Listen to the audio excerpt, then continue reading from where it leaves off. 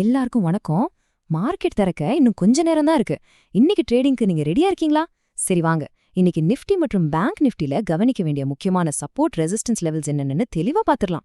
இன்னைக்கு அனாலிசிஸ்குள்ள போறதுக்கு முன்னாடி நேத்து நாம என்ன எதிர்பார்த்தோம், அது எப்படி நடந்துச்சுன்னு ஒரு சின்ன ரீகேப் பாப்போமா? நேத்து நம்ம கணிப்பு என்னன்னா, நிஃப்டி 23,500 பிரேக் பண்ணி 23,680 டெஸ்ட் பண்ணுன்னு சொல்லியிருந்தோம். பாத்தீங்களா, நாம எதிர்பார்த்தபடியே மிக சரியா நடந்தது. இது இன்னைக்கு அனாலிசிஸ் மேல நமக்கு இன்னும் நம்பிக்கையை கொடுக்குது. சரி வாங்க இன்னைக்கோட நிலவரத்தை பார்க்கலாம். இப்போ இன்னைக்கு நிலைக்கு வருவோம். அனலிஸ்டோட பார்வையில நிஃப்டி ஒரு டிராப் ஜோன்ல, அதாவது ஒரு பொறி மண்டலத்துல இருக்கு. இதுக்கு என்ன அர்த்தம்னா, மார்க்கெட் எந்த பக்கம் வேணாலும் சர்ருன்னு வேகமா நகரலாம். அதனால நம்ம ரொம்ப உஷாரா இருக்க வேண்டிய நேரம் இது. சரி, இப்போ புல்ஸ் எல்லாருடைய மனசுலயும் ஒரே கேள்விதான். மார்க்கெட் மேல போகணும்னா என்ன நடக்கணும்?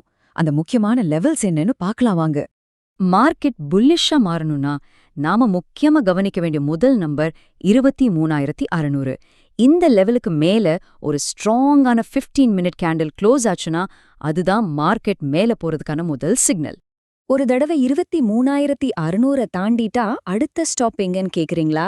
அது நேரா 23,860 தான். இந்த லெவல் ரொம்ப முக்கியம். ஏன்னா இது மார்க்கெட்ல இதுக்கு முன்னாடி இருந்த ஒரு கேப்பை நிரப்பும். இது புல்ஸ்க்கு இன்னும் புது தெம்ப கொடுக்கும். இது மார்க்கெட் மேல போறதுக்கான வாய்ப்பு. ஒருவேளை கதை தலைகீழா மாறினா பியாஸ் எப்போ கண்ட்ரோல் எடுப்பாங்க, அதுக்கான லெவல்ஸையும் பாத்திரலாம். மார்க்கெட் கீழே இறங்குறத பத்தி பேசணும்னா நாம கண்ணுல விளக்கென ஊத்திட்டு பார்க்க வேண்டிய முக்கியமான லெவல் 23,350. இந்த சப்போர்ட்ட மார்க்கெட் உடைச்சிட்டா அடுத்ததா 23,130 வரைக்கும் போறதுக்கான கதவு திறக்கும். இப்போ இருக்கிற நிலைமைய வச்சு பார்க்கும்போது அனலிஸ்ட் மார்க்கெட் மேல போறதுக்கு தான் அதிக வாய்ப்பு இருக்குன்னு சொல்றாரு. ஏன் தெரியுமா? ஏன்னா பிரேக் டவுன் லெவலை விட பிரேக் அவுட் லெவல் மார்க்கெட்டுக்கு ரொம்ப பக்கத்துல இருக்கு. ஓகே, நிஃப்டியோட கதை இப்போதைக்கு இதுதான். வாங்க பேங்க் நிஃப்டி பக்கம் ஒரு 8 போயிட்டு வருவோம். அங்க என்ன நிலவரம்னு வேகமா பாத்திரலாம். பேங்க் நிஃப்டி தொடர்ந்து அதோட புல் ரன்னை கண்டினியூ பண்ணணும்னா அது முதல்ல எந்த தடைய உடைக்கணும்? பேங்க் நிஃப்டியோட சாவி 55,130 நம்பர்ல இருக்கு. இந்த முக்கியமான லெவலை தாண்டினா மட்டும்தான் நாம 55,300 அப்புறம் 55,600னா அடுத்தடுத்த டார்கெட்களை பத்தி யோசிக்க முடியும். இந்த புல்லிஷ் சினாரியோல நம்மளோட அல்டிமேட் டார்கெட் 55,600.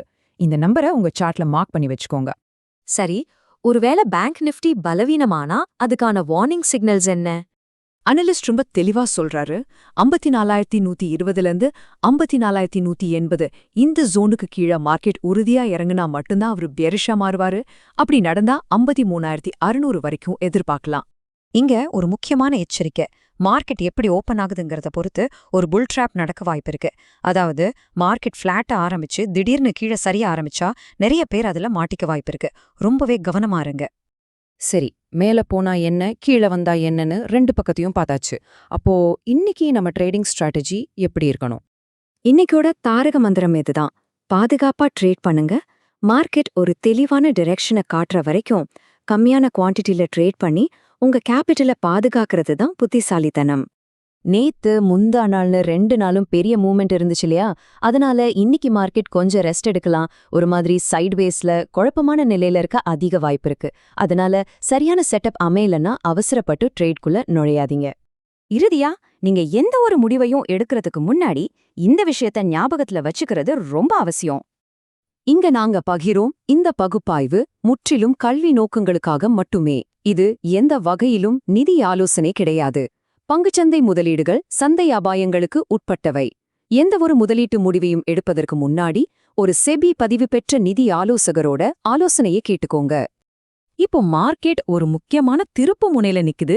இன்னைக்கு காளைகள் தங்களோட கட்டுப்பாட்டை தக்க வச்சுக்குமா, இல்ல இது கரடிகள் வைக்கிற ஒரு பெரிய பொறியோட ஆரம்பமா? நீங்க என்ன நினைக்கிறீங்க? கவனமா ட்ரேட் பண்ணுங்க. அடுத்த பகுப்பாய்வுல சந்திப்போம்.